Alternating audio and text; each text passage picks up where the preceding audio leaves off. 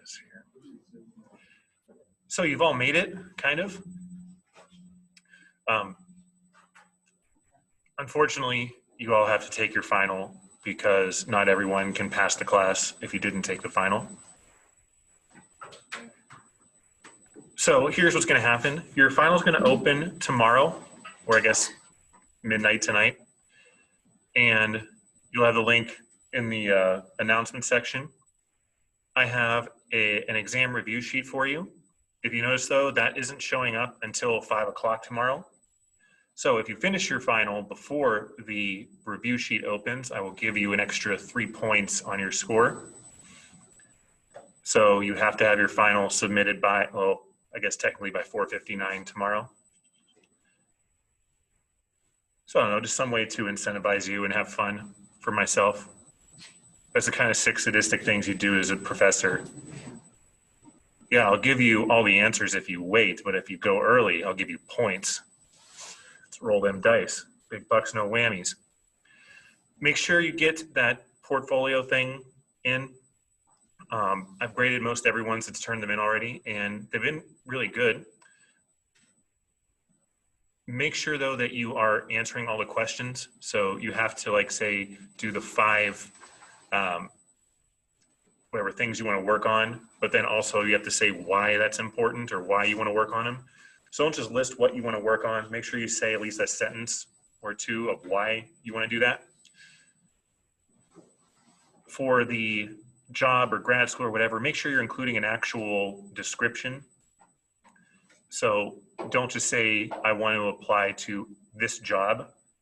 Give me at least a copy pasted job description for it. So you can like full on plagiarize the first part of it, but just make sure you include all of it. So that's the thing. That's the only thing I've really been taking points off, is if you haven't included everything. All right, and then any questions before we get started here? Okay, so today we are finishing up here with topic 7. So we're going to get into motivational interviewing, self-efficacy, motivation, and conflict resolution today. Oh, and I should let you know for the final, it's only going to be from topics 3 through 7. So topics 3, 4, and 5 will each be 2 questions each. Topic 6 will be 9 questions, and topic 7 will be 20 questions. So you have 35 total, 70 points, and you get an hour and 45 minutes to do it. And you only get one chance at it. And I guess what happens with test mods is that if you start the test, then your timer starts. So you get an hour and 45 minutes from whenever you start it. So like if you can enter and exit as many times as you want during that hour and 45 minutes, but once the clock hits 0, it like stops. And if you don't have all the questions answered, I guess you get a 0. So like if you were missing one question, you can get a 0 on it. Now, it won't let you submit the test without all the questions answered. But again, that can work against you if you let the time run out and you don't have all the questions answered, because it'll give you a 0. So just make sure you at least, go in and put, C for everyone or something like that if all else fails. All right, have any of you ever heard of motivational interviewing? All right, fair enough. So this originally was a psychology counseling kind of technique that was developed, I believe, like in like the 70s or 80s. But what it focuses on is a patient-centered approach where someone like, say, a counselor or a therapist doesn't essentially tell the patient what to do. They essentially use questions and, directive or guiding kind of talk to help the patient realize what it is they need to do and how to get there. So this actually works really well, and it's something that has really evolved from, being strictly like a counseling type of modality to now you'll see this in virtually all aspects of like life here. Everything from like sales to, health education to coaching, all of that really has a role with motivational interviewing. The ultimate goal of motivational interviewing is to get someone to take ambivalence and resolve it. So ambivalence, your elephant word for the day, that's if you have conflicting views on something. So for example, I know it's important to exercise, but I hate it. Or I know I should probably stop smoking, but I just don't want to right now. So that's ambivalence, when you have conflicting views on something. So ultimately, motivational interviewing tries to get you, as a patient-centered approach, to get you to realize what essentially is the fault in your thinking and how to really rationalize a change in your underlying behavior. How easy is it to get someone to change in anything? How so?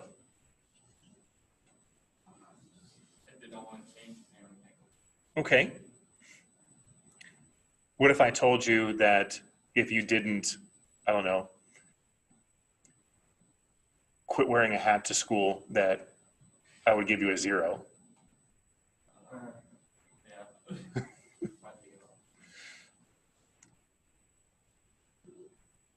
Getting someone to change, or getting people to change in general, is very situational. No, I don't care. It's very situation specific. Now, if I directed you to do something like that, though, that is essentially what we would consider part of like the old antiquated medical or healthcare model, whereby I'm the expert and I tell you what to do and you should go do it because you view me as the expert. This is how, like, say, physicians used to operate, where you would go in to see, like, say, your PCP, and they would say, you're overweight, you have to lose weight or you're going to die, kind of thing. Dentists still do this. This is why I hate the dentist. I've been to the dentist like twice in the last 15 years. I hate them. It's always, if you don't start flossing and you don't brush your teeth 30 times a day, you're going to get gingivitis. So if you come back here and you don't floss, we're going to diagnose you with gingivitis. All right, yeah, I'll get right on that then. How many times do people tell you to do something and you just won't do it for spite? Yeah, right? So when people tell you to do something, for the most part, it's something that's not really well accepted these days. You think of, like, say, sports, like old school sports, where the coach was God kind of thing. You did everything the coach said. Now, do you think you can get away with that? Like, would someone like a Bobby Knight realistically be a coach today? For all of you that don't know, Bobby Knight is former basketball coach for Indiana University and Texas Tech. He would do things like, say, choke players, throw chairs at them, all that good stuff. Kind of stuff that's frowned upon these days. But 30 years ago, 40 years ago, that was perfectly acceptable. And it was, well, you as the player, what did you do to make him do that kind of thing? We're getting away from that now. And reasons like because I said so, or that's the way we've always done it, have really fallen out of favor in terms of how really, say, like coaching or anything is done, in favor now of, say, empirical evidence, research. Hey, this actually works and I can show you why it works, instead of, trust me.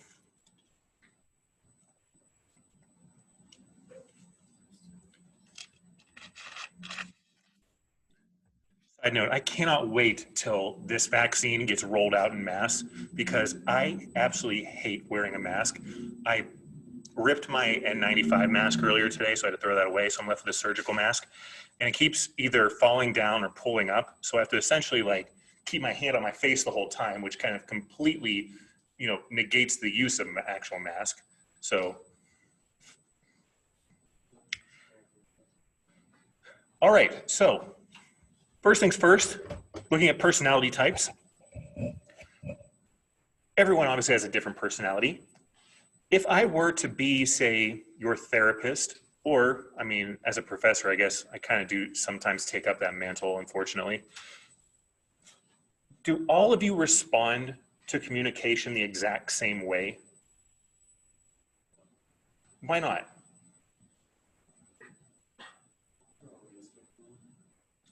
Okay, you all have different experiences, different feelings. That's kind of why, like, say, standing up here and just lecturing at you doesn't really work. I mean, how easy is it to like just zone out if there's no interaction between us? You know, I keep thinking of like Ben Stein from, you know, Ferris Bueller's Day Off, where, you know, he's just that monotone voice. And yeah, I'm definitely guilty of that from time to time. But you have to make things more interactive these days. With like even education, we're seeing a shift from, you know, essentially, you know, teacher student kind of thing almost to, say, like salesman and customer almost. Because ultimately, I mean, you know, yeah, you're students, but you're our customers. I mean, if you were to drop out of school or transfer or something, that takes away from the bottom line of the school. And don't let the nonprofit status here fool you. It really is a for-profit place, kind of masquerading as a nonprofit. But if, for example, you all had, or even just one of you had a bad experience here, or think about like, say you had a bad experience at a restaurant or with some service, what most likely are you going to do? All right, and what else? Tell the other people not to go. Probably, right? I mean, how easy is it to write a review saying this was absolute dog shit kind of thing? How many of you like go out of your way to write a review, like 5-star reviews all the time? My 5-star is very good. Well, it's easy. You just hit a button. But no, do you like write like a full on, you know, my best friend, can't wait to go hang out with him again kind of thing? So I'll let you know a little secret. So there's like tons of, I don't want to call them scams on Amazon, but you can get a ton of free stuff if you just agree to write a 5-star review. So like, for example, my microphone, free. My webcam at home was free.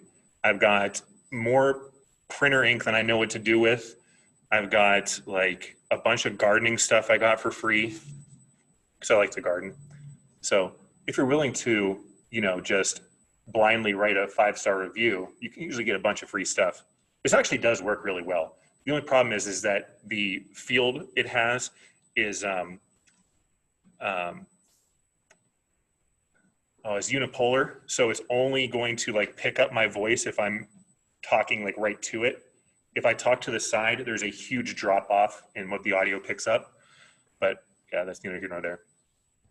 But getting back to the important part here, if you have a bad experience, you're actually roughly 10 times more likely to write a negative review than to write a good review if you have a positive experience on something. If I tried to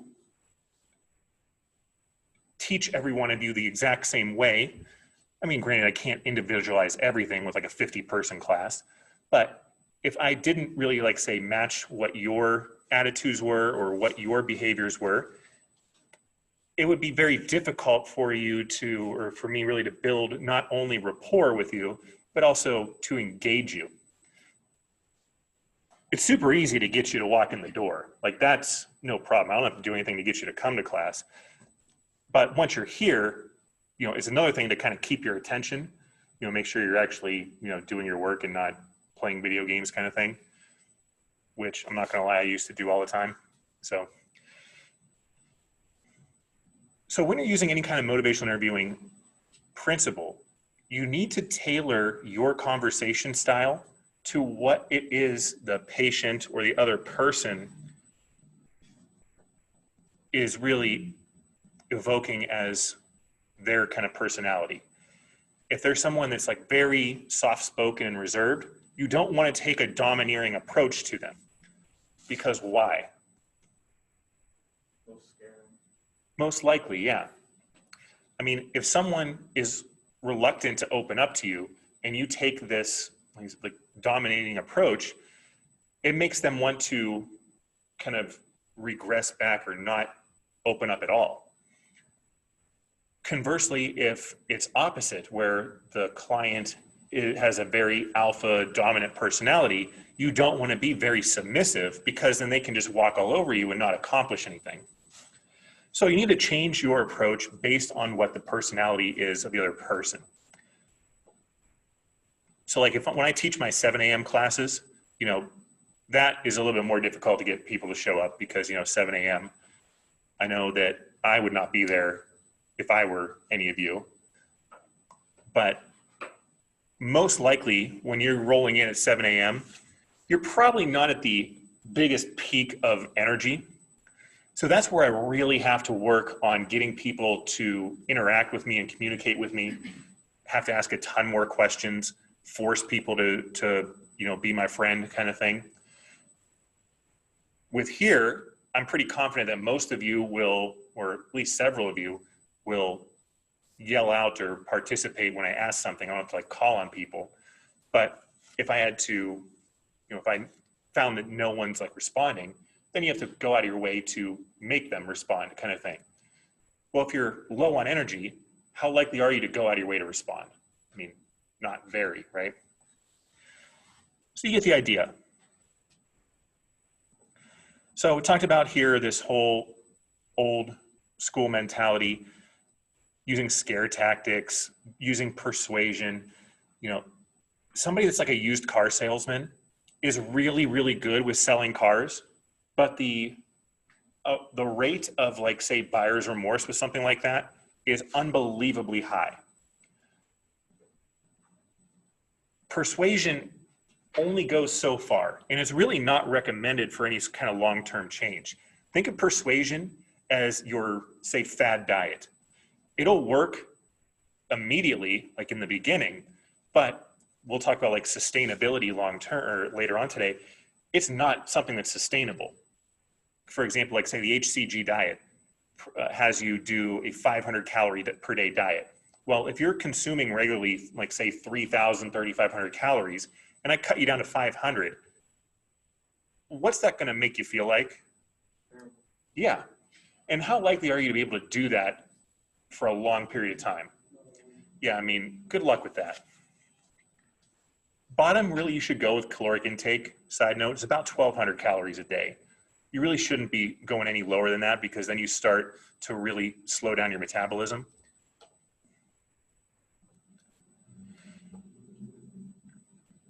All right, so we talked about all this different stuff here for this traditional medical model or the traditional approach. I'm the expert. I tell you what to do. You should do it because I told you to. Well, it doesn't really work that way anymore. We've talked before about like motivation, about intrinsic, extrinsic motivation. And we know that extrinsic motivation is something that's a good Kickstarter for you, but it's not something that's going to last you forever. If you have a terrible job, regardless of how much money you're getting paid, eventually your mental health is going to be much more important to you than a paycheck. So you can't hold on to extrinsic motivation indefinitely. Now, I would definitely come to work like to get degraded and put down every single day if I were getting like 100 grand a year kind of thing. But I probably could only do that for about a year or two before, I couldn't stand it anymore. So when you're trying to get someone to change, you have to find out ultimately what is their own personal motivations. If someone doesn't have the intrinsic motivation or desire to change within themselves, they're not going to change. At the end of the day, motivational interviewing is not a foolproof plan, but what it does do is it gives you all the opportunity, when done correctly, to elicit change from the other person. But it ultimately comes down to, it's one of those things like you can lead a horse to water, but you can't force it to drink, that kind of thing. So how do we actually do all this stuff? All this nice, good stuff here. Here's the basic model that you have for motivational interviewing. It comes down to this acronym OARS. So an acronym is a word you pronounce like this, or NASA, something like that. An abbreviation is letters you say, so ACSM. If you're able to do these 4 things, it's really going to be the simplest framework for how to be an effective motivational interviewer. You can do motivational interviewing with groups, but typically it's best when you're doing one-on-one work. So the open-ended questions are the ones where you have to explain something. This is why, like say, if you go to a retail store, they don't ever ask you, can I help you find something? It's always, what can I help you find? Because if I say can, what is your response as the person walking or the customer walking in? No. If I say what, then what do you have to say? Something else, right? Even if you say nothing, it still takes more effort out of you to do that than just a simple yes, no.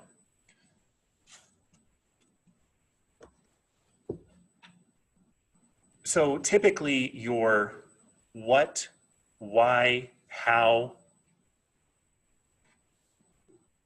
even where, those are the kind of question words you would want to start your open-ended questions with. Closed-ended, yes or no. Now, closed-ended questions can have a good role, especially like if you're doing things like a health history or looking at, say, goal setting that can possibly help. Does this sound like something that's realistic for you to do? Yeah, it does. Or, something like a yes, no would be applicable or good there. Affirmations or affirmation statements. In short, these are really positive self-talk, but it's based on true statements. So affirmations would be like if you were uplifting yourself, but in a realistic sense. If I were to go up here and say that, I'm the best teacher in the world, that's a little bit delusional. That's not really an affirmation statement. An affirmation statement would be something along the lines of, I know I have my faults, but I still think I do a pretty good job when I'm here. That's kind of like an affirmation statement there. Your reflections, or you can also call this reflective listening, is where you repeat back what someone says to gain clarity. Now, you won't repeat something back word for word, but someone says something and you're trying to legitimately understand where they're coming from. You would use reflective listening, and typically it's introduced with the phrase, what it sounds like you're saying is, and then you go to paraphrase what they said. This can be one of the best tools for you to gain clarity and build rapport, or it can be one of the most condescending things ever. I don't like reflective listening so much, but it's really helpful if legitimately you do need clarification on something. So I don't know if Deemer were talking to me about, the Ukraine, I may have absolutely no clue what he's talking about. So I may use reflective listening to say, oh, so what you're saying here is that Kiev is actually kind of a good place to be. That would be an example there. And then summaries, you can also call road mapping. I do this with you all the time. You may not notice it. I actually use so much motivational interviewing for you guys that it probably goes like straight over your head, but that's okay. If you do a summary or road mapping, what you're trying to accomplish is to summarize what you did and bring that full circle into where you're going. So at the end of class today, I will say something along the lines of, so what we covered today here was this, and this topic. And now next time, which, yeah, there's not gonna be a next time, but stay with me here. Next time, we'll go over the results of your final, and then we will move on from there. So that is what road mapping looks like. Summarize what you did leading up to previewing what you're doing next.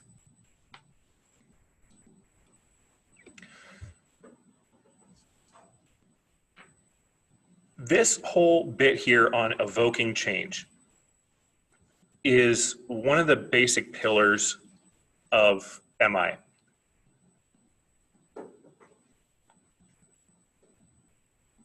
If you're using motivational interviewing on someone, you're trying to use directed probing questions to find out not only what their ultimate motivators are, but also what it is that can potentially cause them to have ambivalence and what barriers they have that need to be addressed before they can change. So we talked about like the example of what ambivalence is, but when you are evoking change, you're looking for any kind of change-based talk.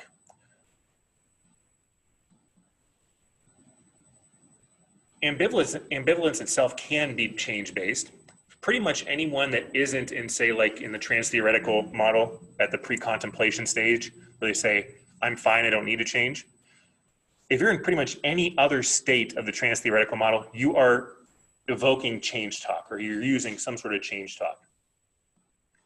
Change talk can take the form of the other person asking you about something.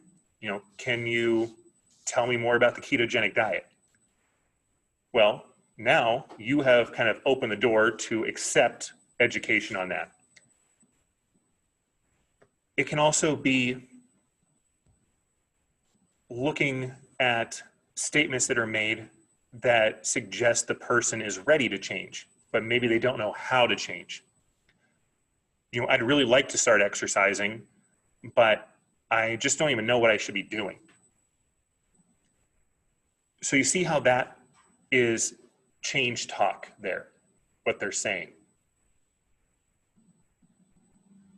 They're giving you an opening for something that you can use to further the conversation or continue them down the path for behavior change.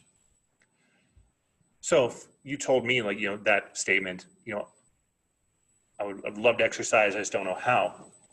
I could follow that up with, well, what if I were to give you a home exercise program with pictures and everything you needed to do it on your own? Oh, I'd like that. While you didn't directly ask me to do that, you opened the door for me to offer that to you. See how that kind of works?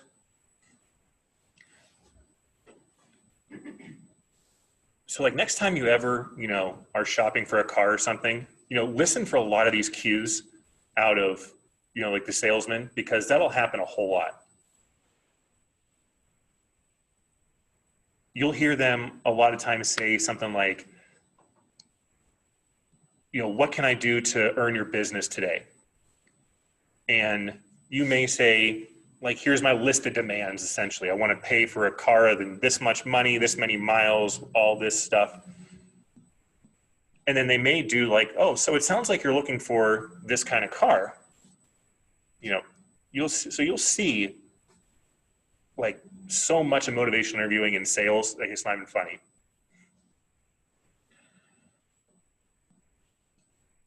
One of the things that you should do with motivational interviewing is ask permission to provide education. Now, obviously, I don't have to do that for you because you're forced into it either way. But imagine I'm doing like a one-on-one counseling session with you, and I have a good idea for you or something we can talk about. You might want to preface that with saying, would it be all right if I shared some ideas with you? It's a very small little thing, but it can go a long way with showing that you are valuing the other person. I'm valuing that I'm giving you a choice whether or not you would like to accept what I have to say, kind of thing. I've never really run into this, but what would you happen if you had like a client that says they didn't want your information? Well, why would you have a client who's paying you that didn't want your information? Right? Well, when I was a health coach, they would, they as in the clients, would talk to me as part of their like employee or worksite wellness programs. So it was paid for by their company, so they didn't pay anything. In fact, they were usually earning like some sort of incentive, like a gift card, money, something like that. So a lot of times they would talk to me just for the sheer sake of getting a gift card or whatever. So that would be a scenario where I could see potentially that they would say, no, I'm not interested. But yeah, that's, if someone's paying you though, you would think, why, why would you? What research and what training will tell you though, is that you want to take that and then you want to look and circle back to what their barriers are. So if you say, no, I'm not interested in that, I can come back and say, well, what are you interested in? You'll see how a lot of this works better when we get into conflict resolution, but what I'm doing is I'm putting the onus on you as the client to actually carry the conversation. I'm kind of like a Sherpa. I'm just your guide. I'm not doing it for you. I'm just showing you the way to go. It's ultimately up to you to actually go there.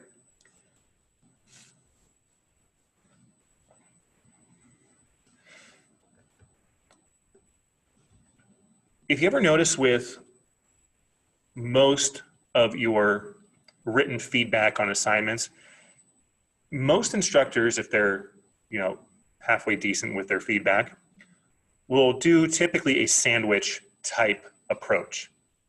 Start out with something good, follow up with places of improvement, finish up with something good.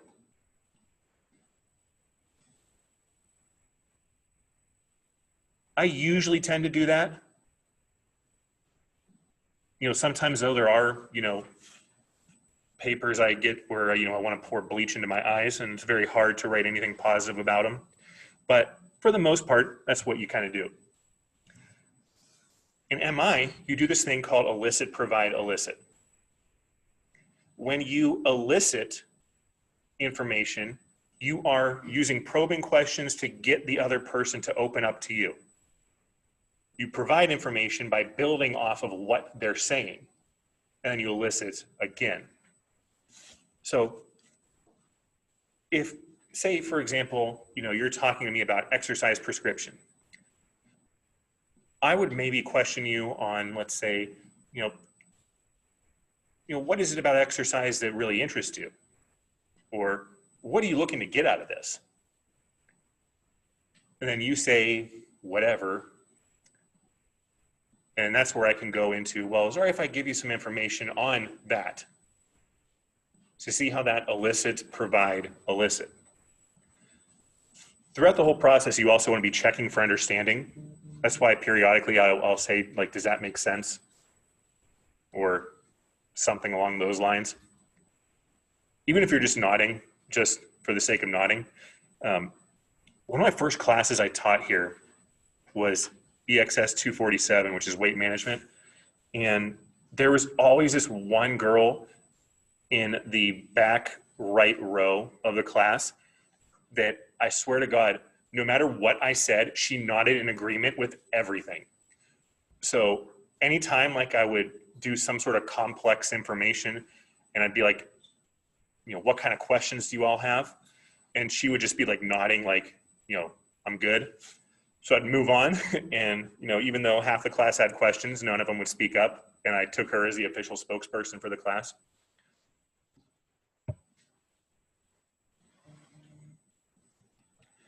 And here's all your nice open-ended questions. All right, talked about sandwiching and all that.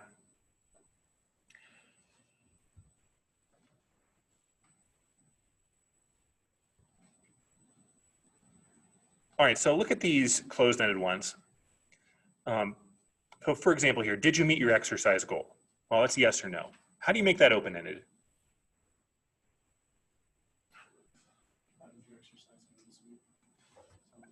There you go. What'd you do for your exercise this week? I did nothing.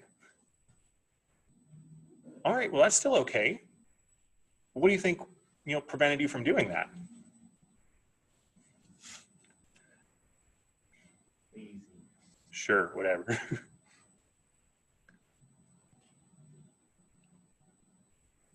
Well, what do you think about maybe doing something smaller to get you started?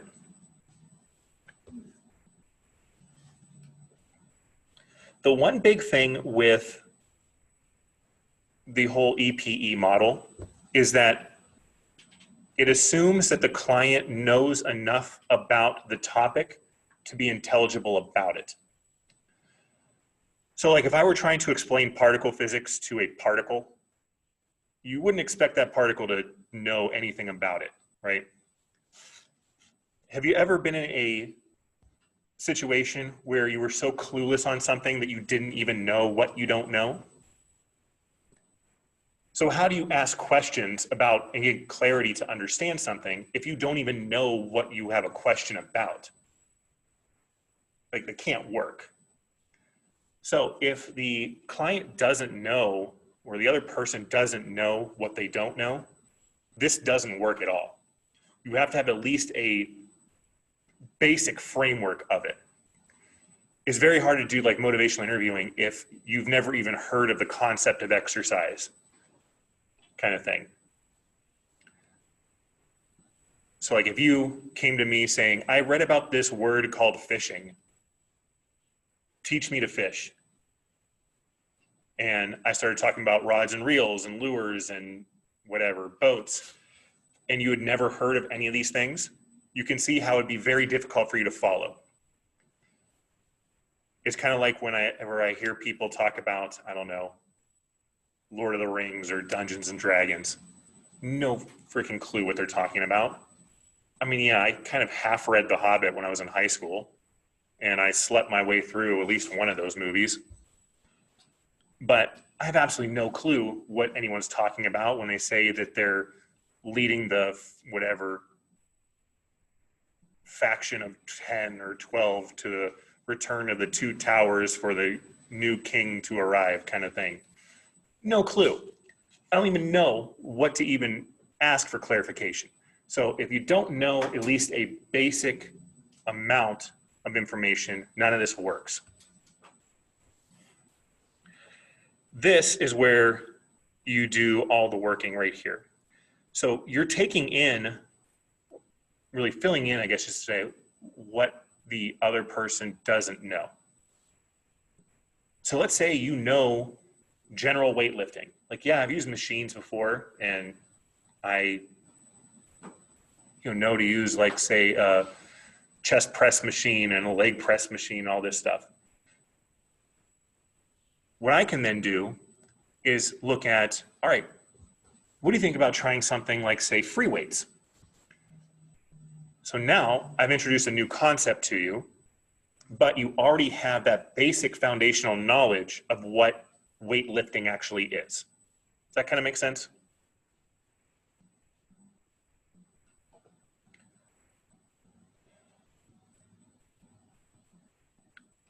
This here is really your most important thing.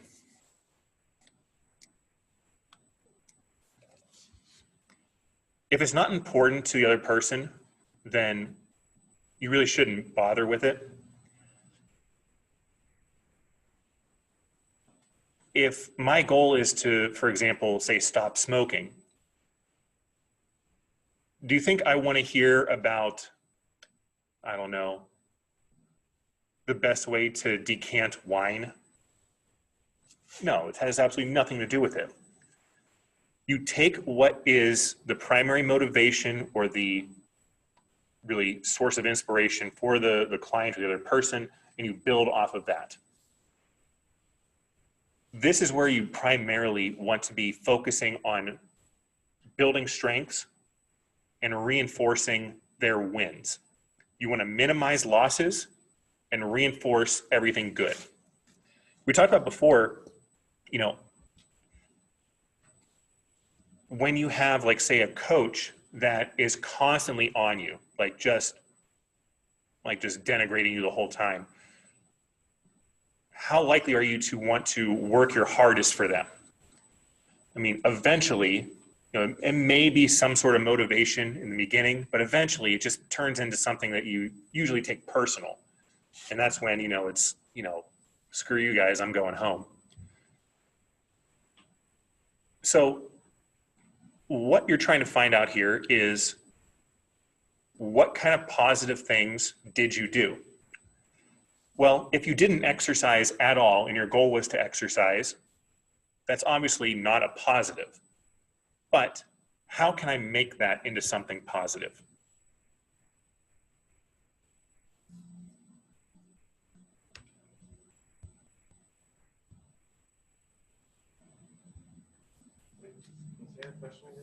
Yeah, so let's say your goal was, you were supposed to exercise 5 days last week for at least 30 minutes a day of doing anything you wanted, and you did nothing.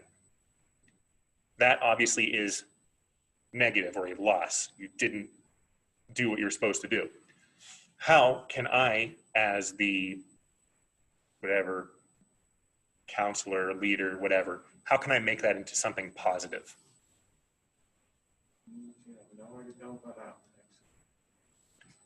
Okay.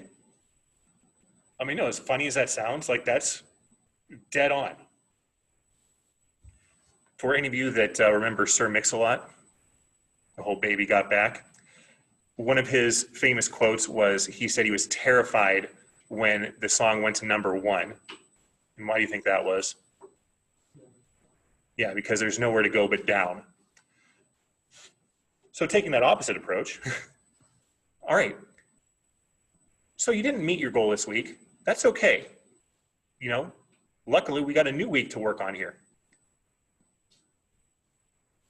Now, you've already hit the bottom. Now let's work our way back up. You see how that's a non-judgmental, inviting way to rephrase that, to make you at least give some thought to doing it. Whereas if I were to say, well, why even bothering talking to me if you didn't do anything? You knew we were going to talk about your goals today, and you didn't do anything, so what's the point of us even talking? See how that's kind of not probably the best way to go about it? The old anecdotal story or saying is that you can be happy or you can be right.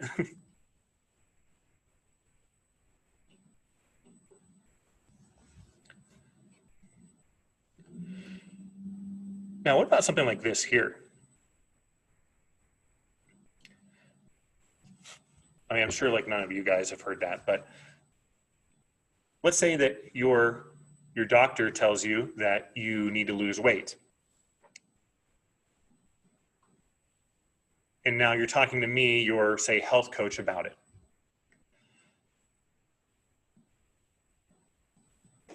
By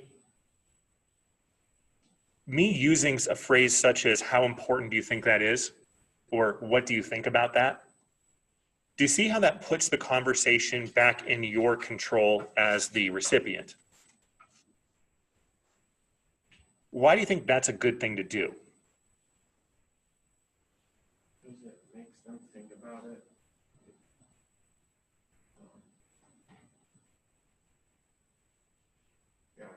There's their views about it. Yeah, they're definitely putting thought to it. You get them to open up more. So something like that is a much more inviting way to get them to open up. It's also going to help you gauge what their perhaps levels of ambivalence are, or what their potential barriers are to change. So without strictly saying, what do you see as your barriers or preventing you from doing this? Doing something like asking them, well, how important is that to you? Or what do you think about that? That'll give you a much easier, more organic way to find barriers to change, rather than just straight up saying, tell me what your weaknesses are kind of thing.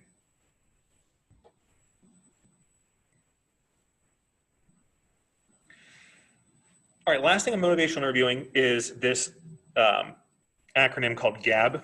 GAB stands for Goals, Assessments, and Barriers. With goals, you are setting exclusively SMART goals. So some of you had a problem with your cumulative wellness assessment of setting SMART goals. Remember, specific, measurable, attainable, realistic, and time sensitive. Over the next 2 weeks, I plan to exercise at least 3 days a week for 30 minutes by going to the park and walking. Specific, I am going to go to the park and walk. Measurable, 3 days a week, 30 minutes.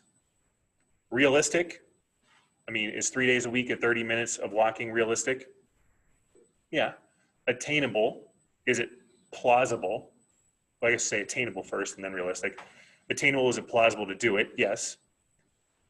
So attainable and realistic go hand in hand. And then time sensitive, 2 weeks. I've set a deadline. That's ultimately why exercise is so difficult to get people to do, is there's no deadline attached to it. You all have a deadline for your final. It's Sunday night. You don't get that done, get a 0 on the final. Well, what happens if you get a 0 on the final? Automatically, you cannot earn an A in this class if you don't at least attempt the final. If you don't get one question right on the final, no one at all can get an A in the course. That's kind of terrible if you think about it. But you see how there is a deadline with strict consequences if you don't do it. If I don't exercise, what's my consequence? You become overweight and not healthy. Well, is that going to happen today? No. Or tomorrow? You don't have problems until you do, right? Without having a deadline to something, it makes follow through very difficult. Oh, and these all should be really client-centered goals, so they should be the ones coming up for it. Essentially, your role as an expert is to help refine their goals if need be. So if they didn't know how to, say, phrase something in terms of a SMART goal, you can take what they say and say, how does this sound, and make it a SMART goal. That would be what you would do. Goals should also be agreed upon. So it shouldn't be something that, one person says is good and the other one says is bad. It should be something that's mutually agreed upon.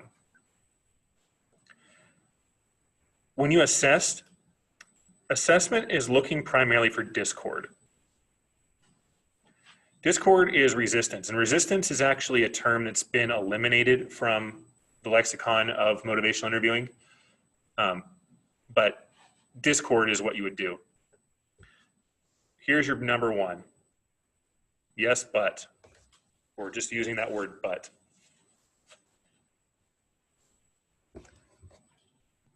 You did really well in this project, but you still only earned a 0.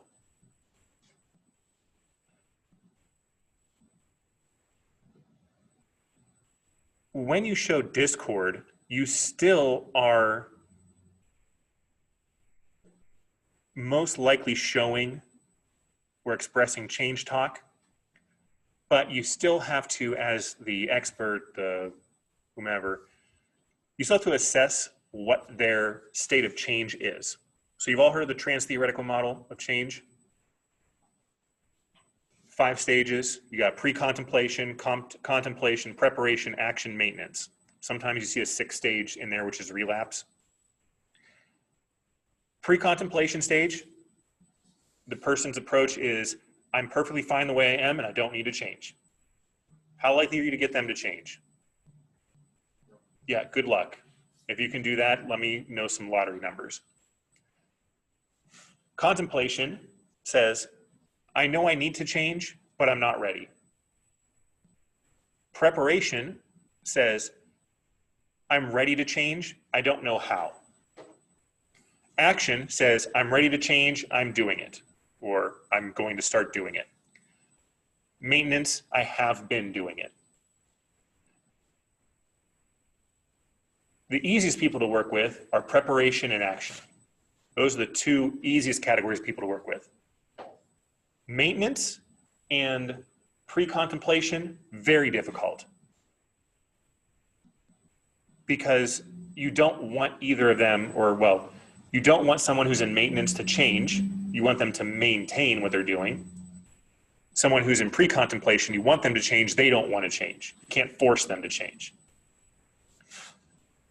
So those are the two more difficult ones. If you were talking about, like, say, let's say you were a personal trainer selling, personal training to somebody, where you would make your biggest money would be people in the preparation phase, the contemplation phase. I know I need to change, but I'm not ready. And why do you think that is? You convince them of the reasons why they should change. Well, you're not convincing them. You remember, persuasion isn't going to work for you.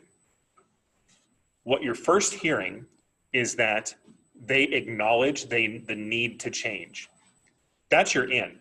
If you acknowledge you need to change, that means you are open to change. If you're open to do something, now all I have to do is find a way to get you to do that.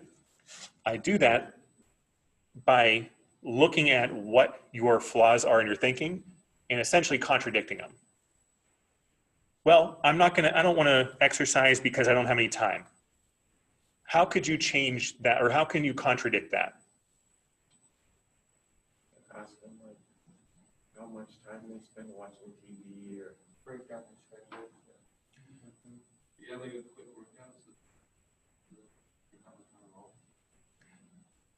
You're even going too deep with it already. You got 3 minutes? What if I told you I can give you a heavy cardio workout in 3 minutes? Do you think you'd have enough time to do that?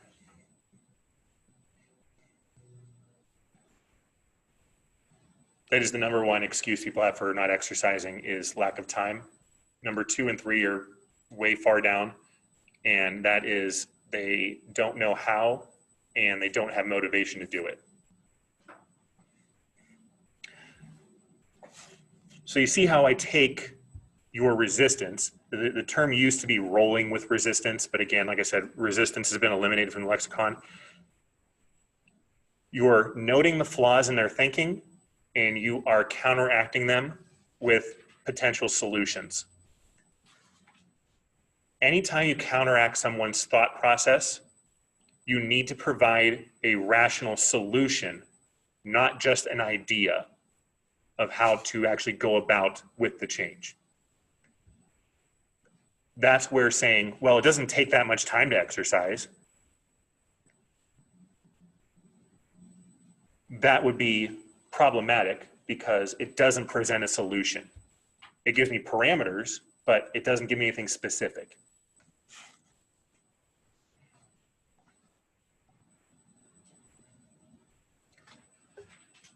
All right, talked about ambivalence already. All right, so that is our intro there to motivational interviewing. Any questions on that? I do see the irony in asking that.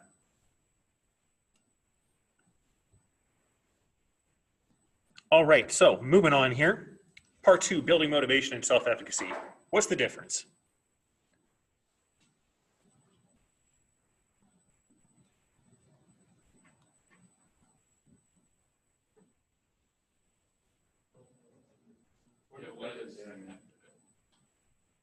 Efficacy means how well, or effectiveness.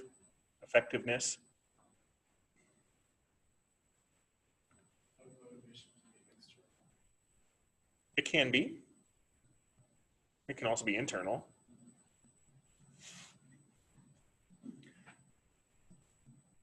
Both of these are really terms that are going to describe what drives you to do something.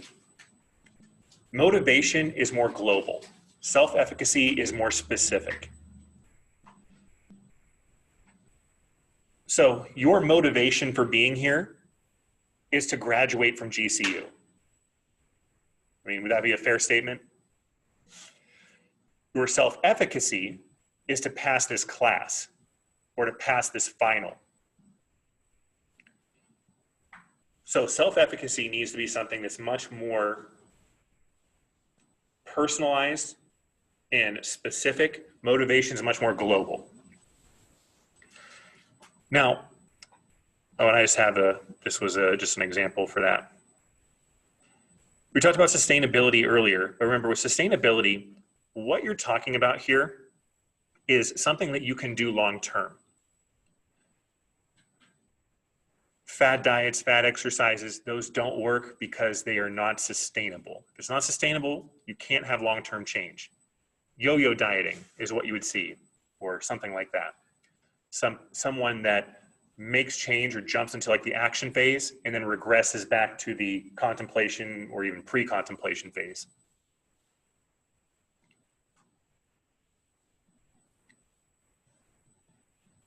Now, self-efficacy can be a really good thing. It can also be a really bad thing. When self-efficacy becomes unrealistic, it can lead to entitlement. For as much as I love my parents and as great as I thought of a job they did raising me and my sister, I felt that they were far too much of cheerleaders to me than being realistic. So while they were trying to provide me with, uplifting messages kind of thing, what essentially they did was turn me into an asshole. So for example, I was about, 5'10" or so when I was 12. So needless to say, I was like very physically imposing to most people at that age. I was the best in my town at baseball and basketball just because I was so much bigger than everyone. And really up through like 14-ish, I was probably like the best or in that upper echelon. I mean, I don't mean to, humble brag here or anything, but small town, I developed early. Stands to reason, you're going to be pretty good if you're just that much bigger than everyone. Well, come to high school and, 18-year-olds are a lot bigger and more developed than 15-year-olds. I still thought I was the best and learned very quickly that how false that statement was. Even better, when I got to college, and especially like after my senior year in high school, I was doing really well. I got recruited to go play in Florida. And going into like say fall practice and again, freshman college versus senior in college, especially you put like an aluminum bat in their hands and that baseball goes a long way. My neck still hurts from watching a lot of those home run balls go. And I don't mean to like say blame it on my parents, but I kind of sound like I am. But because they essentially put me on a pedestal in terms of my athletic ability from early on, it really set up or instilled in me the sense of entitlement that I was just better than everyone and I didn't need to do anything because I was just better than everyone. Not a lot of people like that attitude, it turns out. Coaches especially really don't tend to like that. I don't know why, but. So you can see how even in their best intentions, it really went the opposite direction of what it should have been. That's why when I comment on most all of your assignments, you notice that I always end it with like the same phrase. How do I end my comments on your submissions for anything? Say like, let me know if there's something. No. It's like overall good job. Fine effort. So that comes from my graduate school advisor. for my master's thesis, which after I looked at it when I went to get my doctorate, I went and looked back at my thesis, and it was horrible. I don't know why I even got a B on it, which I did, but I got an 84 on my thesis, and the professor wrote that it was the best in the cohort, which is not saying a whole lot, and that it was a fine effort. So that's where it comes from, because he was one of those guys that, you know, he was an awesome guy. Like, he actually played in the minor leagues for the New York Mets back in the like 60s. So, I mean, he was an awesome guy, but he was just brutal in terms of like grading. I mean, it was to a T everything, you know. He gave you the perfect set of directions, and you knew if you missed one word, you were getting points off, kind of thing. But getting that comment from him really was like the whole, oh my God, it makes everything worth it. He loves me, kind of thing. The way I view it when I write that to you all is that I want to reinforce and reward the effort you put into it, or the process of you doing it, not necessarily, strictly speaking, the product. Your product may be flawed. I mean, especially, you're all undergrads. I don't expect you all to be, you know, Pulitzer Prize winning authors. But showing the effort and that your process of doing something is good means that eventually, with refinement, the product will be as well. So even if you don't have, like, say, a perfect submission, you may still get 100 from me, because I see what the effort was that you put into it. Now, don't get this wrong. It's not a participation award, because if you just did the bare minimum, you're probably not getting the best of grades. But when I see a good effort, I make sure to reinforce that by saying that you put in a good effort. Now, you all could be, you know, the best actors ever and just lying to me with that, but still makes me feel as though you are putting in the effort. So I want to acknowledge that and help to try to at least subconsciously reinforce your continued process development for that. Just see how that kind of works.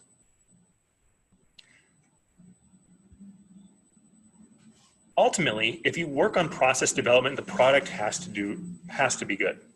Can you ever think of a time, like, let's say in school, where you legitimately put in all of your effort to something and failed? Where? Like high school, And how so? just like thought I wrote a really good paper, a lot of time in it, just got it that great. All right, so few and far between, we'll say. For the most part, if you're putting in legitimately a solid effort into something, it's very difficult to do terrible on it. Now, yeah, if you're like misinformed, or you know, I've definitely had people who didn't understand an assignment and didn't ask for clarification. My favorite thing is when someone turns in an assignment and said, I didn't understand it. Well, why wouldn't you tell me that ahead of time? We could have worked it out. You know, why don't you just call me? So this scenario here, would you try to pick up a 50-pound weight if you didn't think you could lift 20 pounds? No. If you don't think you could lift 20 pounds, why on earth would you try to lift 50? Like, even at my best, like when I was jacked and tan, I could do like a chest press with maybe 100-pound dumbbells. But I knew that, you know, if I tried to lift up the 125-pound ones, that I was probably going to be in a little bit of trouble there. I remember thinking that when I was like a sophomore in college, that I could bench press on my own 225 pounds. And I got 3 reps up and then dropped the bar on my chest. And yeah, that was awesome. Also not embarrassing at all when you have to flip over a barbell and dump all the weights off in front of, you know, a crowd of people, and then someone has to rush to your help. So how do you get someone who, and we're assuming the position they actually can lift that 50 pounds, how do you get them to actually do it? What do you mean? Well, you just ask them if they like the weight. But you see though that, but following this scenario though, let's say they actually can lift the 50 pounds, but they don't think they can because they don't think they can even lift 20 pounds.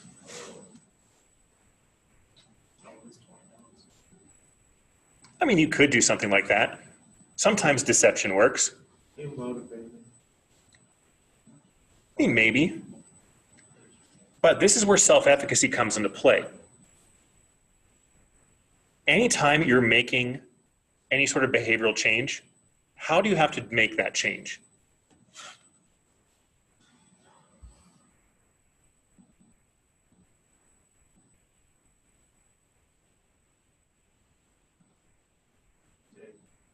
Maybe like over time. Yeah. Through a process. You don't just like say, quit cold turkey, or you don't just go from being sedentary to doing high intensity interval training one day, you know? When you build self-efficacy, you need to build it in small incremental steps. All right, I don't think I can lift 20 pounds. What about 10 pounds? I lift that. Now, what has that done for me? Yes, it's starting to build my confidence. Now, you see how I can then incrementally keep increasing that. Each time I increase the weight or successfully lift the weight, it gives me more confidence. You know, do you ever see, like, say, a quarterback or a pitcher, or anything like that, doing their first throw from like 100 yards away? Why not?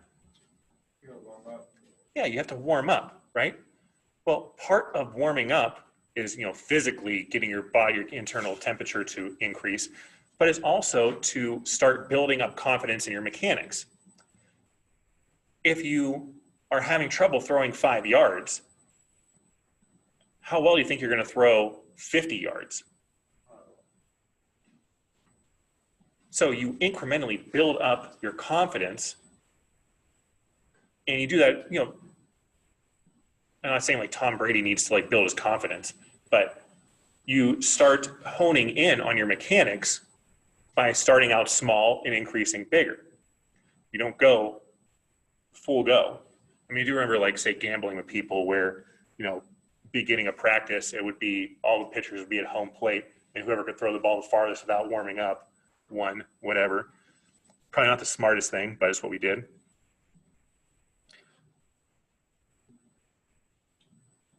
So yeah, the small steps, all that good stuff. Witnessing success in others. It's okay to look at somebody else to get a template. I mean, why else would, you know, people succeed if they didn't know what it looked like to succeed? By being the first ones to succeed. Well, yeah, but you're not going to build self-efficacy if you're the first, because you're going in blind, essentially.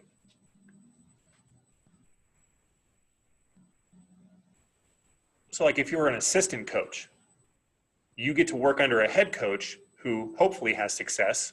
You get to see what success looks like. That helps to, say, build, you know, if you were ever a head coach then yourself, it helps you to build a framework for what you want to have your coaching philosophy based on, what you want to have like your culture based on, that kind of thing.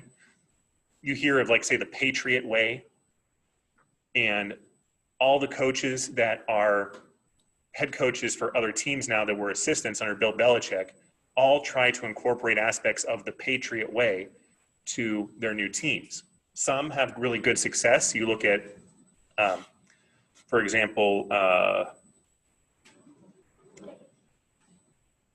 Mike Vrabel from Tennessee, who's doing well there.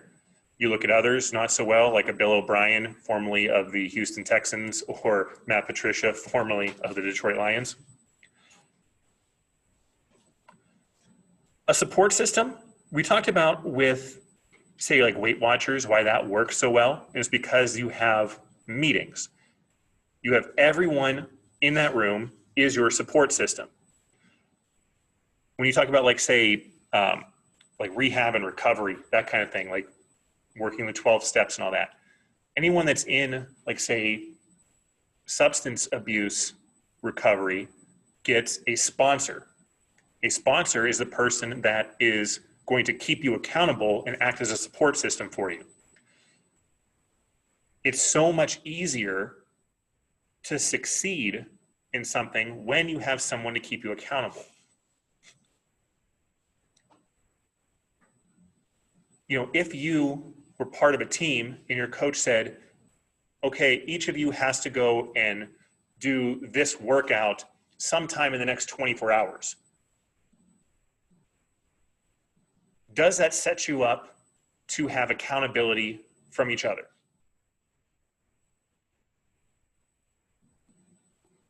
Not really. Why not? I mean, there's a little bit of a time frame, but that's a lot of time. Yeah. Why were you not in yes? Well, if it's a team workout, but you have to do the next 24 hours, and you can either do it with your boys and get it done, and check in with you on this. Well, I mean, right up, like, so let's say it's right after this class. I mean, you know, dinner sounds a lot better than going and lifting. So maybe several of you go to dinner. But by the coach giving you the parameters as individuals, yeah, it's to the team, but individually, each of you has to do this. You see how it really restricts that accountability.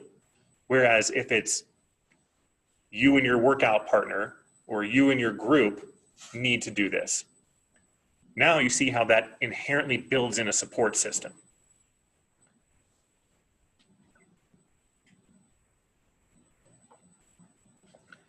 All right, yeah, and there's your differences there between the two.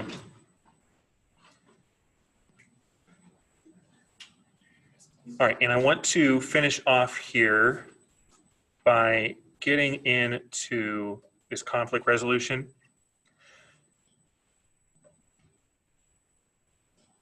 Are any of you RAs?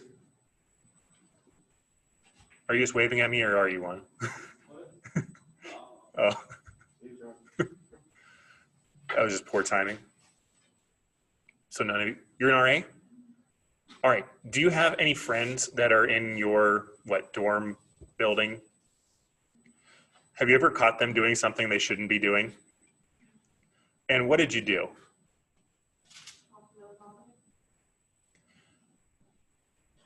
I guess a better question would be, let's say you're on rounds, like you're on duty, and you catch, I don't know, your friends doing something. Do you report them? Or write them up, or whatever you guys do here? Why?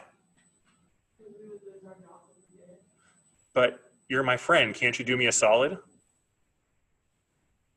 It's either me losing my job and them losing their job, or them losing their job. Well, I'm not saying like another RA. I'm talking about like just a resident who happens to be like your best friend. Yeah. All right. I mean, that's while that is correct, you can see how that can potentially lead to problems with the friendship itself. But ultimately, let's say me and you are best friends, which I hope we are. Without my glasses and with you having a mask on, I have no idea who you are though. But if I was, say, drinking underage in the dorms and you're on duty, even though we're best friends, and you write me up, ultimately, what should my thoughts kind of be towards that? Maybe. I mean, like you said, if you don't write me up, you could potentially lose your job. Ultimately, doesn't that mean I need to take some sort of accountability for myself? So you would hope that they would at least respect or understand your position, that you're forcing my hand kind of thing. But like I said, again, you can also see how that could lead to perhaps a strained friendship. Especially because, like, do you guys have fines here? Like, if you get caught drinking or something, like, how much would you have to pay? I think 200 feet. Cheesy, crazy.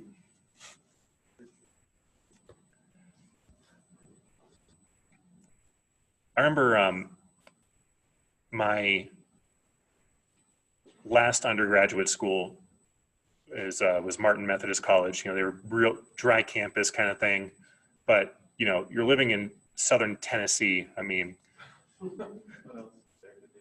yeah, they were huge on like community service. You got caught drinking even if you were of age, and like even if you like went and drank off campus, if you came back to your dorm room like drunk, you can get written up, which was I thought pretty terrible. But anyway, they were huge on community service. Like I'm talking like 100 hours if you get caught drinking kind of thing. Yeah, pretty much like, you know, you might as well be going to jail kind of thing. Needless to say, I really padded my resume my senior year. So now, would you, again, as the RA, have any doubts at all about writing up a freshman that you didn't know? Why not? Then you don't have a friendship with them. Yeah, you have no ties to them other than being their RA there.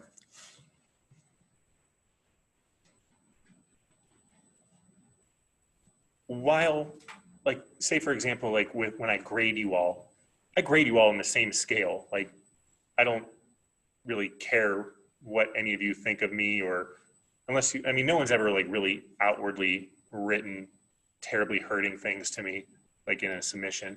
But regardless of what you do, I grade you all the same. Does me no good to take a personal vendetta against anyone because it's so easy for you to prove that, you know, there's potential malfeasance there. But let's say, you know, you have an 89.9, and I know I'm not supposed to round up your grades, but I saw that you did lots of good stuff during the semester. Much more likely for me to round that grade up. If I saw that you were not doing stuff, it makes it very easy for you to not do that. Point is that you treat people differently, typically based on your relationship with them. You're not going to treat a stranger the same way you treat a dear friend.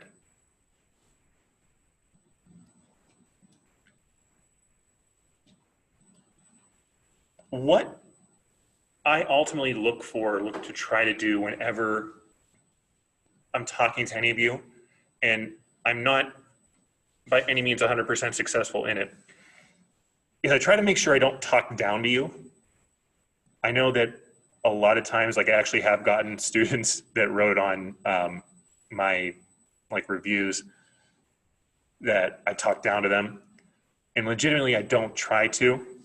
I know it happens, so please feel free. I know it's last day, last 20 minutes kind of thing, but you know, make sure you call me out on my bullshit. But I don't try to intentionally talk down to anyone, because what is your reception of that going to be? Like you think you're better than us. Well, yeah, I know I'm better than you. No. But that's a perfect thought process there of what your perceptions of that would be. Even if I didn't do it or intentionally do it, whatever your perceptions are, you know, again, perceptions are reality. So a lot of times when you look at any kind of conflict, ultimately what you're trying to do is just find some sort of compromise. So like, for example, I really loved all the Marvel movies. You know, I was a comic book collector. Still, I collect more like rare stuff these days. But I wanted to go see Avengers Endgame at the midnight show. Actually, it's the 11 o'clock showing because we were in like Pacific time or whatever. I wanted to go see that, and my wife wanted to go to bed. So we compromised and we both went to bed. But in all real conflict resolution, Steve Jobs had a really good quote on this, and I know I'm going to botch it, but he said the best negotiations you have are when both parties leave the table upset that they didn't get what they wanted.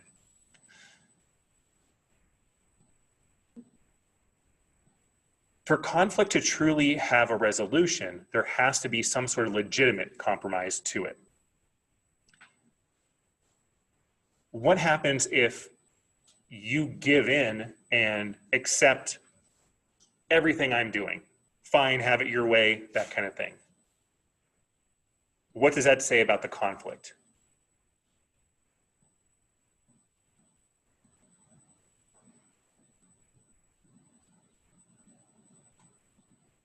Or what does that say about your relationship?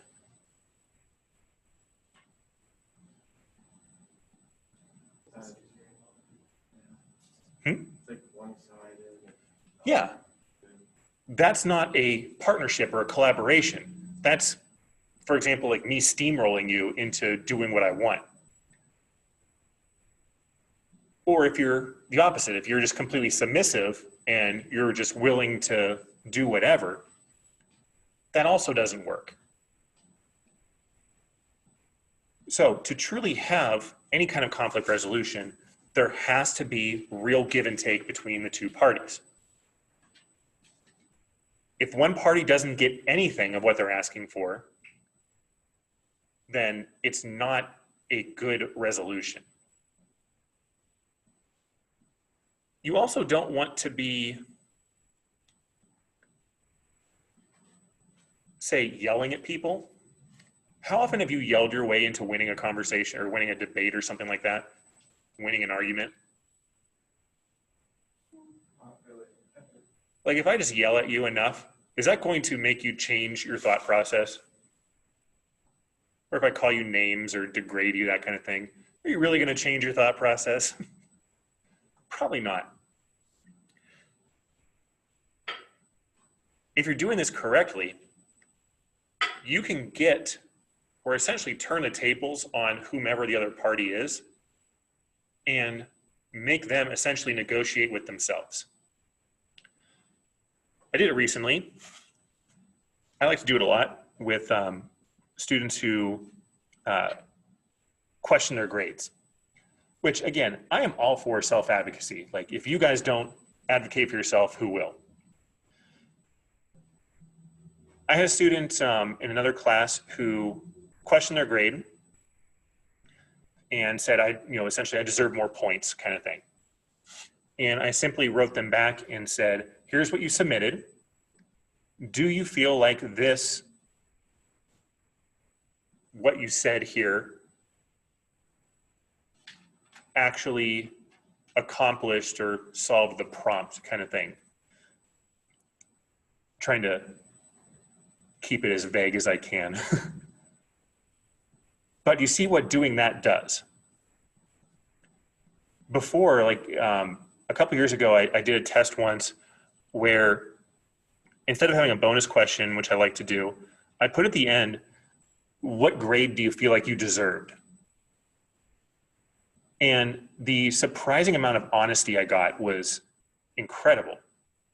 Like someone wrote, I hope I get a C, but realistically, I probably got a D because I really didn't prepare for this like I should have. You see what something like that can do? Where no longer is it, Mike gave a terribly hard test. It was, wow, if I really think about it, I didn't prepare myself for this test. So therefore it was hard because I didn't know it. Anything's hard if you don't know it, right? But in the case with like a student complaining about their grade, if I put that back on you, now I'm essentially making you negotiate with yourself. So now you're telling me you want a better grade. I'm telling you, do you really think you deserve a better grade? And now you have to essentially intelligently defend yourself for why you deserve a better grade. Not gonna lie, most of the time, it doesn't work out in a student's favor. But many times though, students get more points just because they have a good argument for why they should. Now, granted, if you were just like a terrible person using this for your own personal gain, like trying to manipulate the system, well, that's kind of on you. I like to think that, you know, karma eventually catches up with you. But for the most part, I like to take the approach that everyone's kind of good. At least all my students are good. No one cheats and all that good stuff. But again, you see how doing something like that makes it where you have a conflict, and then I've essentially solved the conflict without doing anything. All I did was turn the question back on you. As opposed to me just saying no, or this was wrong, so you get nothing. By essentially giving you a chance to explain yourself or to argue your point, what does that do for our relationship?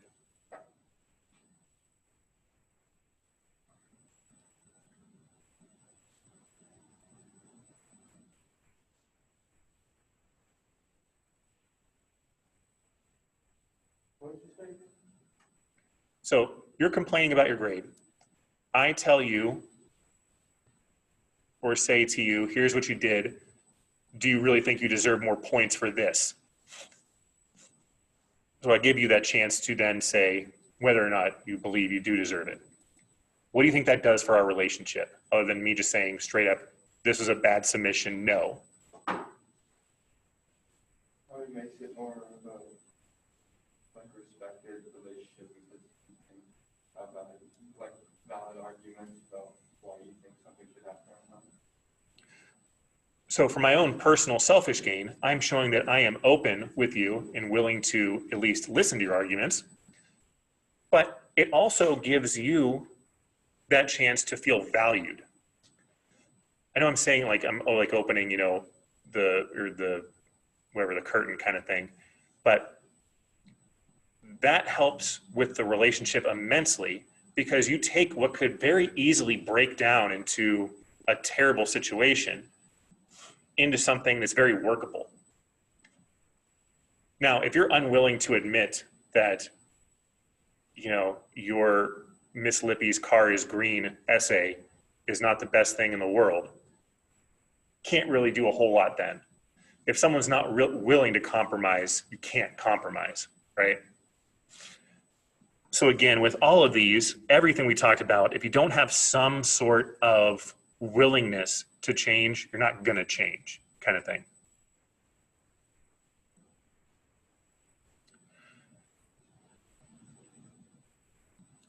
So if we had more time, I would go into this. Actually, I registered, my most recent voter registration is as a libertarian. Do you know what the animal is for libertarians? It is a porcupine. Yeah, so that was pretty cool.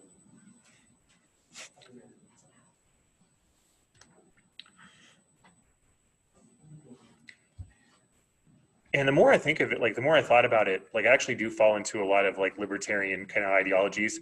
I tend to be like fiscally conservative and socially liberal, and that kind of is the pillar of libertarianism. So I would never vote for a libertarian because, you know, that's like a wasted vote. But I stand with that party's general stance. All right. With that in mind, though, what if you have different ideologies with somebody? So, for example, I'm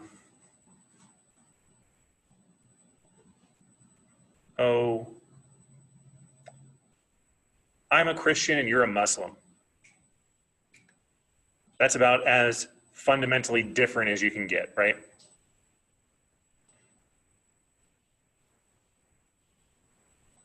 And my advice to you on diet conflicts with your cultural view or your religious view on your diet. So for example, you wanted to say, lose weight during Ramadan. Well, the whole premise of Ramadan is you do not eat or drink from sunrise to sunset.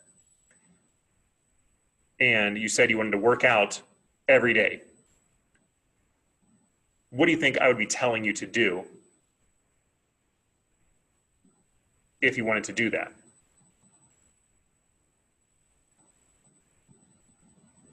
Well, they could work out like late in the evening. Well, let's say like middle of the day. What didn't you be telling them to do? Eat and drink, right?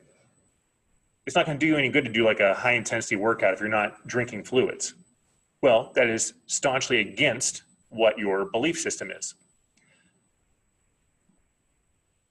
How does something like that work? How does a relationship like that work?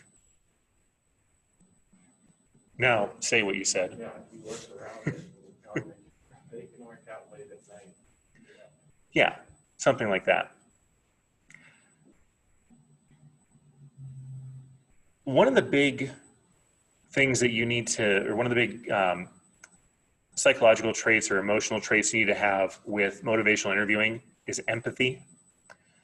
Empathy essentially means I can understand you, or I can place myself in your position, not literally, but figuratively.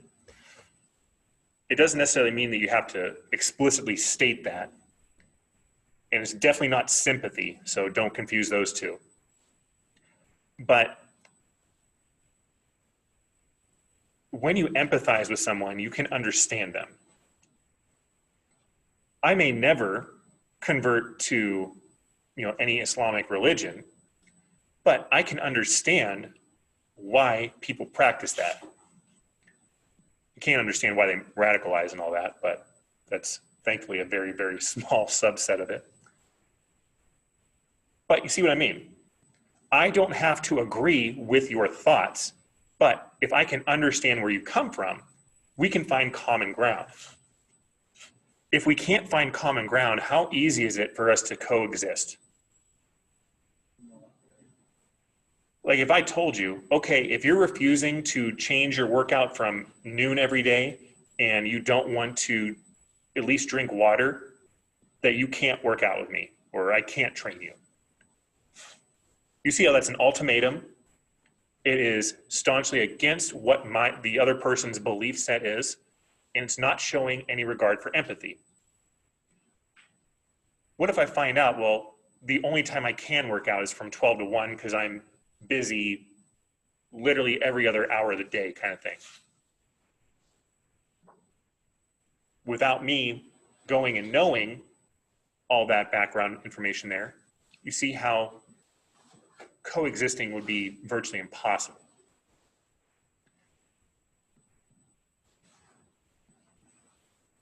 The other one I like hearing, as I love hearing this, they say, well, who are they?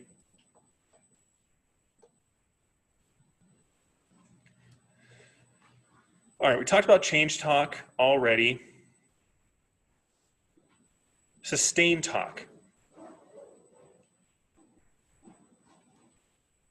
It's easy for you to change, at least temporarily. Gun to my head, I will go exercise right now. But once you take that gun away from me, how likely am I to continue exercising day after day? No. Your ultimate goal with any change is to obviously change that underlying behavior and then maintain that change. If you can't maintain it, what good is it? This is why everything, slow and steady and whatnot. When we talk about, like, say, goal setting, if I want to have like a major league goal, let's say by the end of 2021, I want to lose 50 pounds. That's a huge goal, right? That's roughly a pound a week, which is not much, but you count the whole year, that's a lot. Well, it's still good to have that big overarching goal. But what should I then do with that goal to make it more manageable? Break it down. Yeah, you break it down into much smaller micro goals. So in terms of like exercise science, we'd call that periodization. So you have a micro cycle, which is like a week or a couple individual workouts kind of thing. Well, if I take that big goal and I break it down into much smaller goals, not only does that give me a lot more data points where I can, like, say, make changes along the way, it also gives me short-term goals to shoot for, so where I'm still achieving something without losing sight of the big goal. If I have to focus solely on one end goal, like a year away, how easy is it to stay completely focused on that the whole time? And it's very difficult. So by having smaller goals to keep me going, it helps to not only keep me focused, but it helps me to sustain my behavior change.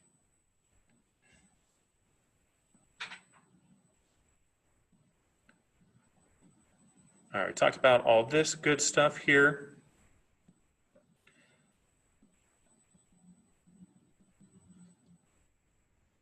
All right, talked about Discord already.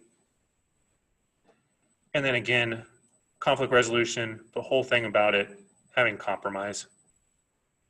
So to sum this all up, when you want to change behaviors, or when you want to really accomplish anything long-term, you have to change the underlying behavior. If you don't do that, you cannot have long-term success. Affirmations or positive self-talk has to be realistic.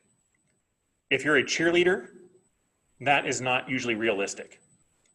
Cheerleading is good in the moment. Like, think of your, literally on a sports team and cheering for your team during a game. Yeah, that's good. But being a cheerleader, or essentially having that just one sole opinion, like you're the best thing ever, keep going, you're doing everything great, that's not good for long-term change. The last thing here with this is to avoid what's known as the writing reflex. The writing reflex essentially states that the expert knows what's best and inherently tries to impose their ideology on the client. So let's say that you were talking about exercising and you said that you wanted to start building muscle. So you started walking every day because you're using your legs, so you're building muscle, right? It's like a resistance exercise. Well, we all know that's not correct. But I need to not go and say that's wrong. What you need to do is, what I should be doing then is then finding out and helping the person to see the flaw in their thinking. Why do you think that is strength work? Well, it's because I'm using my legs. Do you feel like your legs are getting bigger, or you're having more, muscular size, definition, anything like that? Well, no. So do you really think that you're building strength there if you're not actually getting stronger? Well, I guess not. Now, I know that that's a very curated self-conversation there, but you see how that works. All right, what kind of questions do you all have here? What's Savage Garden? Really? Yeah. Oh my. So 1997 is, objectively speaking, the best year in music ever. You had such hits as Chumbawamba's Tub Thumping, Hanson's Bop. Savage Garden came out with an album called Affirmation. They have the song, I think the song's titled I Want You, but they have the line there, it's like a chicka cherry cola.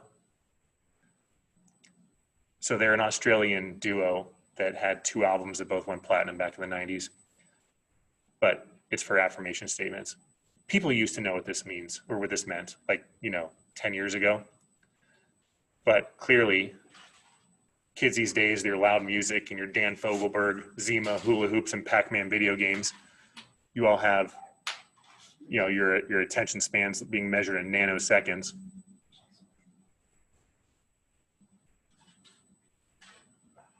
But yeah, that's that.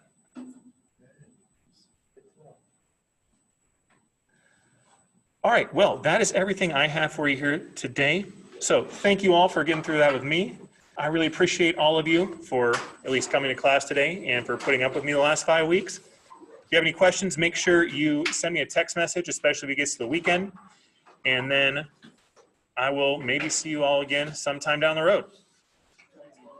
Thank you for replacing Megan.